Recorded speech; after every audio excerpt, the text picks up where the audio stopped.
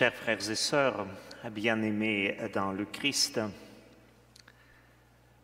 ce quatrième dimanche de Pâques est bien bizarre parce que, évidemment, on aime le titre « Le bon pasteur », « Le bon berger », mais c'est de Jésus qu'on parle. C'est Jésus qui est le bon pasteur, c'est lui qui est le bon berger. Nous sommes toutes et tous après, nous sommes dans les meilleurs cas les brebis, dans les cas moyens des moutons, dans les pires des cas des brebis galeuses. C'est vrai que très souvent, pendant ce temps de dimanche de bon pasteur, et même quand on prêche sur les vocations religieuses et sacerdotales, on va dire ce sont les pasteurs, évidemment, mais aucun dans les membres du clergé n'est pas la réincarnation de Jésus. Aucun parmi les laïcs, si belle apparition, ou comme disait Marie de l'Incarnation, l'impression à l'âme qu'on peut avoir, on n'est pas la réincarnation de Jésus. Ce dimanche nous rappelle en fait que lui seul, Jésus, est bon pasteur, bon berger. Tous les autres, nous sommes selon les dons différents, les charismes différents, nous sommes l'invitation. J'ai presque envie de dire le droit et le devoir, se mettre au service du bon berger et dans les manières meilleures possibles, peut-être incarner ou réaliser les traits de l'incarnation de Jésus qui permettent que ce visage de bon berger, de bon pasteur Jésus apparaisse dans le monde. Il ne s'agit pas d'abord qui gouverne qui comme la domination, parce que berger, il gouverne. Dans le cas de Jésus, c'est vrai, et sa gouvernance, c'est le don de sa vie. Dans notre cas, cette gouvernance, c'est prendre soin des uns des autres. Et c'est les paroles de Jésus qui nous rappellent qu'il dit « Je suis le bon, le vrai, je donne ma vie ». Donner sa vie, c'est tout un défi. D'ailleurs, pourquoi il faut la donner? En général, aujourd'hui, quand nous regardons les publicités, certaines formations sur la spiritualité, même certaines formations dans la foi, on va dire d'abord, il faut prendre soin de soi-même. Et comme disait un théologien anglophone, progressivement, sans même se rendre compte, on devient les prisonniers de notre ego. Si on donne sa vie parce qu'il y a quelque chose d'essentiel, notre vocation, nous accomplissons dans le don de la vie. Quand on sauve une vie, quand on tourne vers l'autre. Si vous avez la chance ou la grâce de voir le nouveau film de Louise Archambault qui s'appelle « La promesse d'Iréna », cette jeune femme polonaise qui sauve des Juifs dans la maison d'un plus haut commandant de l'armée nazie. Et quand on lui dit « quand même c'est dangereux », il dit « nous sommes, comment devenir qui nous sommes ?» Iréna va dire « mais en fait ça n'a aucune importance de se poser la question Qui est-ce que je suis au point de vue intellectuel et cérébral? C'est torturant et stérile. Mais par le fait ce que nous faisons, de la manière dont nous agissons, nous devenons et nous manifestons qui nous sommes véritablement, non pas dans notre cerveau, mais dans tout notre être. Et donc Jésus aujourd'hui, il nous invite à cela. Et il nous dit, à travers ce passage de l'évangile de Jean, que ces brebis comptent pour lui. Il est différent de mercenaire. Mercenaire travaille pour un salaire. C'est un fonctionnaire. Et même dans l'Église, il y a les fonctionnaires. Ne nous appelez pas à partir de 16h15. Les bureaux sont fermés instantanément. Trop dérangeant. Et ça s'applique et aux prêtres et aux laïcs. Et je ne parle pas de ceux qui chargent les heures complémentaires pour le travail dans l'Église. Ça ne veut pas dire que tout doit être gratuit. Mais quand on oublie la générosité et la gratuité, quand on devient fonctionnaire, c'est problématique. Alors, tenir compte de l'autre, dire « l'autre compte pour moi », tu comptes à mes yeux. Voici la posture du bon pasteur qui brise en éclats le mythe de l'autonomie absolue qui, dans nos sociétés, est devenu presque idolâtrique. Nous avons besoin de l'autonomie, mais nous avons aussi le besoin vital des uns des autres. Et le bon berger, il nous rappelle cela. Dieu aime le monde et le monde sans Dieu peut courir à sa ruine. Alors, comment faire face à cela? Comment le bon berger faire face à cela? Mais précisément, il devient hospitalier à l'autre. Vous voyez, il y a les brebis qui écoutent sa voix, mais il y a aussi, comme dit Jésus, les brebis d'autres enclos qui écouteront sa voix. C'est-à-dire, il y a les différences existentielles et tout le monde est capable d'ouvrir son oreille à la parole de bon pasteur, du vrai berger.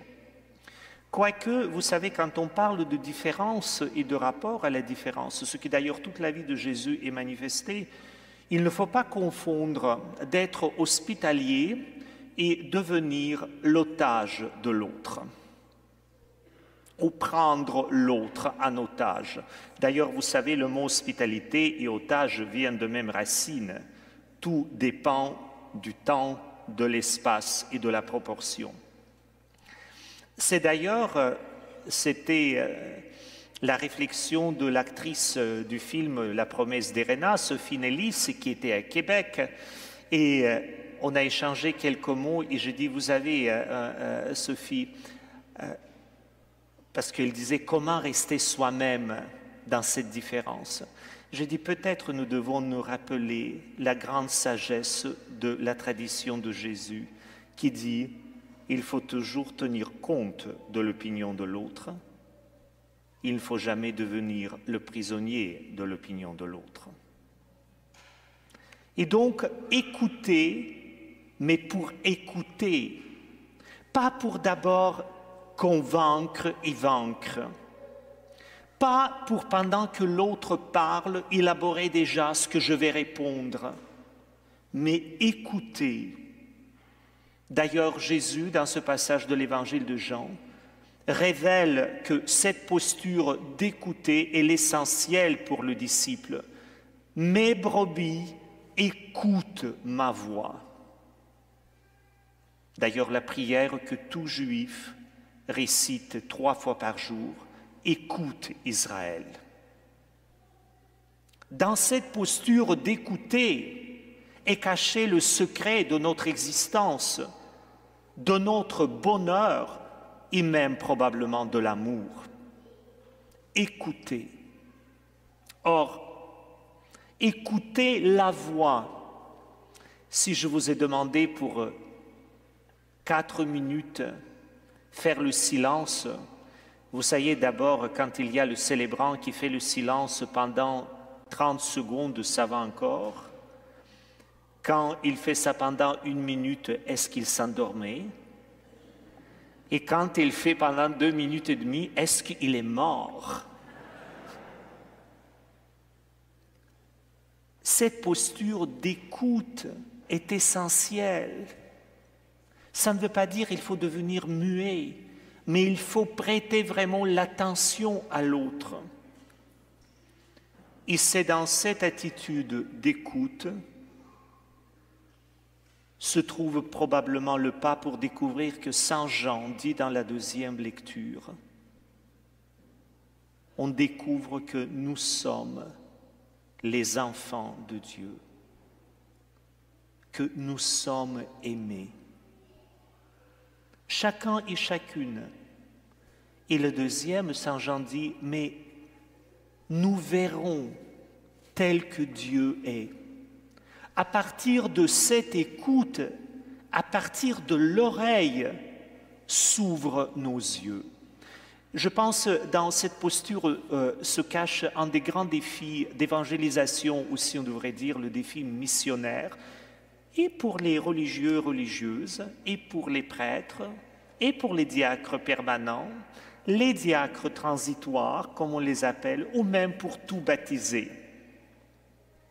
Écoutez l'autre pour voir comment la voix de Dieu, comment le vrai, le bon et le beau résonnent dans la vie de cette personne. Et qu'est-ce que Dieu sauve en ce moment dans la vie de cette personne?